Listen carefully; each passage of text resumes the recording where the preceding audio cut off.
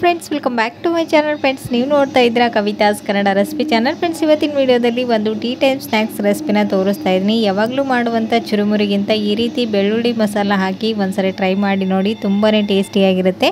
So friends, ಬನ್ನಿ ಹಾಗಾದರೆ ತಡ ಮಾಡ್ದೇನೆ ಈ ಒಂದು ಸ್ನ್ಯಾಕ್ಸ್ ರೆಸಿಪಿನ ಯಾವ ರೀತಿ ಮಾಡೋದು, ಇದಕ್ಕೇನೆಲ್ಲ ಇಂಗ್ರೀಡಿಯೆಂಟ್ಸ್ ಬೇಕಂತೇಳಿ ನೋಡ್ಕೊಂಬರೋಣ. ಓಕೆನಾ ಫ್ರೆಂಡ್ಸ್, ಇಲ್ಲಿ ಮೊದಲೇದಾಗಿ ನಾನು ಒಂದು ಸಣ್ಣ ಮಿಕ್ಸಿ ಜಾರನ್ನು ತೊಗೊಂಡಿದ್ದೀನಿ. ಇದಕ್ಕೆ ನಾನಿಲ್ಲಿ ಫಸ್ಟು ಒಂದು 10 ರಿಂದ 15 ಬೆಳ್ಳುಳ್ಳಿನ ಸಿಪ್ಪೆ ಬಿಡಿಸಿನೂ ಕೂಡ ಹಾಕೊಳ್ಳಿ, ಇಲ್ಲೊಂದು ಸಿಪ್ಪೆ ಸಹಿತ ಕೂಡ ಯೂಸ್ ಮಾಡ್ಬೋದು.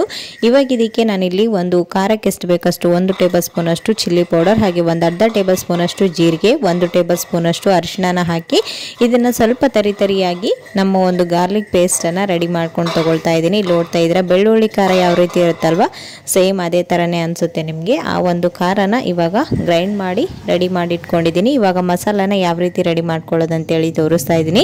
ಇಲ್ಲಿ ನಾನು ಒಂದು ಪ್ಯಾನನ್ನು ಬಿಸಿ ಮಾಡೋದಕ್ಕೆ ಇಟ್ಟಿದ್ದೀನಿ. ಈ ಪ್ಯಾನ್ ಬಿಸಿ ಆದ ನಂತರ ಇದಕ್ಕೆ ಫ್ರೈ ಮಾಡೋದಕ್ಕೆ ಎಷ್ಟು ಬೇಕಷ್ಟು ಎಣ್ಣೆನ ಹಾಕ್ಕೊಳ್ತಾ ಇದ್ದೀನಿ. 1-2 ಟೇಬಲ್ ಸ್ಪೂನ್ ಅಷ್ಟು ಎಣ್ಣೆನ ಹಾಕ್ಕೊಂಡು ಎಣ್ಣೆ ಸ್ವಲ್ಪ ಬಿಸಿ ಆದ ನಂತರ ಇದಕ್ಕೆ ಸ್ವಲ್ಪ ಸಾಸಿವೆ, ಜೀರಿಗೆ ಹಾಗೂ ಒಂದು ಸ್ವಲ್ಪ ಕರಿಬೇವನ್ನು ಹಾಕಿ ಚೆನ್ನಾಗಿ ಫ್ರೈ ಮಾಡ್ಕೊಳ್ಬೇಕು.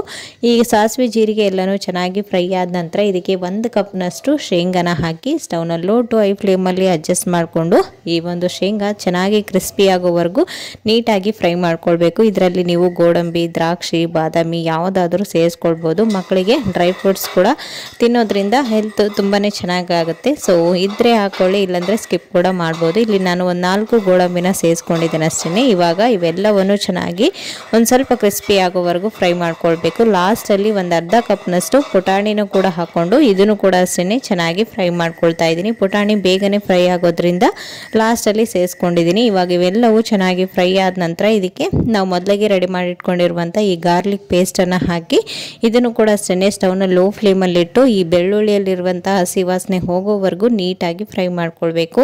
ಇವಾಗ ಇಲ್ಲಿ ನೋಡ್ತಾ ಇದ್ರೆ 1-2 ಮಿನಿಟ್ಸ್ ಇದನ್ನು ಫ್ರೈ ಮಾಡ್ಕೊಂಡಿದ್ದೀನಿ. ಸ್ಟವ್ನ ಲೋ ಫ್ಲೇಮಲ್ಲಿಟ್ಟೆ ಫ್ರೈ ಮಾಡ್ಕೊಂಡಿದ್ದೀನಿ. ಇಲ್ಲಿ ಖಾರ ಹಾಕಿರೋದ್ರಿಂದ ಬೇಗನೆ ಕಪ್ಪಾಗ್ಬಿಡುತ್ತೆ. ಸೊ ಹಾಗಾಗಿ ನೀವು ಇದನ್ನು ಸ್ಟವ್ನ ಕಂಪ್ಲೀಟಾಗಿ ಲೋ ಫ್ಲೇಮ್ ಅಥವಾ ಸ್ಟವ್ ಆಫ್ ಮಾಡಿ ಮತ್ತೆ ಆನ್ ಮಾಡಿಕೊಂಡು ನೀವು ಫ್ರೈ ಮಾಡ್ಕೊಳ್ಬೋದು.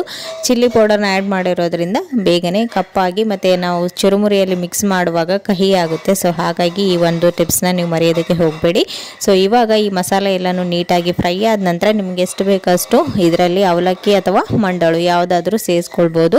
ಇವಾಗ ನಾನಿಲ್ಲಿ ಅವಲಕ್ಕಿನ ತೊಗೊಂಡಿದ್ದೀನಿ, ಪೇಪರ್ ಅವಲಕ್ಕಿ ಅಂತ ಹೇಳ್ತೀವಲ್ವ, ಮಾರ್ಕೆಟ್ಗಳಲ್ಲಿ ಸಿಗುವಂಥ ಪೇಪರ್ ಅವಲಕ್ಕಿ. ಸ್ವಲ್ಪ ಮಂಡಳನ್ನು ಹಾಕಿ ಮಿಕ್ಸ್ ಮಾಡ್ಕೊಳ್ಬೇಕು. ಟೇಸ್ಟ್ನ ನೋಡಿಕೊಂಡು ನೀವು ಲಾಸ್ಟಲ್ಲಿ ಉಪ್ಪು ಖಾರನ ಅಡ್ಜಸ್ಟ್ ಮಾಡ್ಕೊಳ್ಳಿ.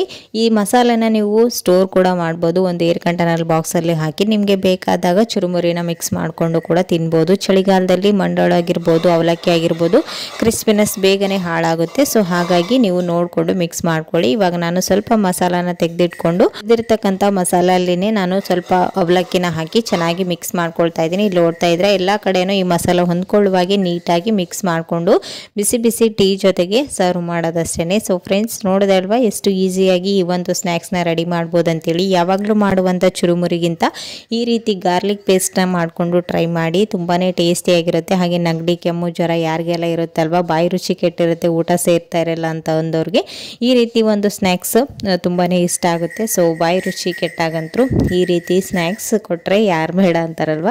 ಸೊ ಒಂದ್ಸರಿ ಖಂಡಿತ ಟ್ರೈ ಮಾಡಿ ನೋಡಿ. ನೋಡ್ತಾ ಇದ್ದೀರಾ ಕಲರ್ಫುಲ್ಲಾಗಿ ಎಷ್ಟು ಚೆನ್ನಾಗಿ ಕಾಣಿಸ್ತಾ ಇದೆ ಅಂತ. ಇದರ ಸೈಡಲ್ಲಿ 1 ಕಪ್ ಟೀ, ಹಾಗೆಯೇ ಒಂದು ಸ್ವಲ್ಪ ಈರುಳ್ಳಿ, ಮೆಣಸಿನ್ಕಾಯಿ ಇದ್ದರೆ 1-2 ತಟ್ಟೆಯಷ್ಟು ಸ್ನ್ಯಾಕ್ಸ್ನೇ ಖಾಲಿ ಮಾಡಿಬಿಡ್ತಾರೆ, ಊಟನೇ ಬೇಡ ಅಂತಾರೆ, ಅಷ್ಟು ಟೇಸ್ಟಿಯಾಗಿರುತ್ತೆ. ಸೊ ಫ್ರೆಂಡ್ಸ್, ನೋಡಿದ್ರಲ್ವಾ ಇವತ್ತಿನ ಈ ಒಂದು ಈಸಿ ಸ್ನ್ಯಾಕ್ಸ್ ರೆಸಿಪಿ ನಿಮಗೂ ಕೂಡ ಖಂಡಿತ ಇಷ್ಟ ಆಯ್ತು ಅಂತ ಅಂದ್ಕೊಂಡಿದ್ದೀನಿ. ಇಷ್ಟ ಆದರೆ ಪ್ಲೀಸ್ ಒಂದು ಲೈಕ್ ಕೊಡೋದನ್ನು ಮರಿಬೇಡಿ.